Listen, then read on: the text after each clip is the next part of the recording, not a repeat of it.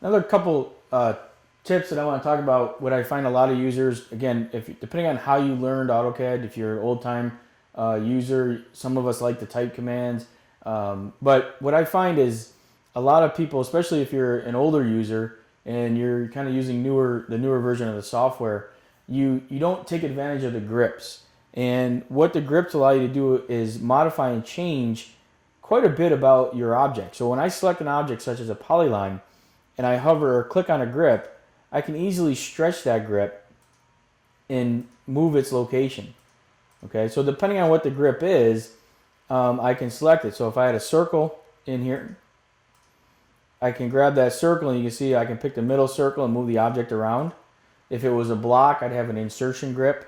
I can take these other grips and I can, scale and change their shape or change the size of it.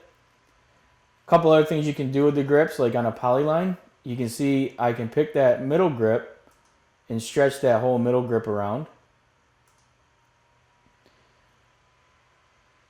I can also pick that grip, right click, and when I right click you can see that I can move, mirror, rotate, scale. So I can do a bunch of other options with that grip. So if I was to rotate it, you can see I'm rotating about that grip. So instead of going and picking the rotate command and then coming back and picking the object, all I have to do is right click and pick the grip. Now if I want to copy this as I rotate, you can see I have those options on my command line. I can just simply right click and copy, and as I rotate it will actually copy the object and it will stay that way until I rotate it around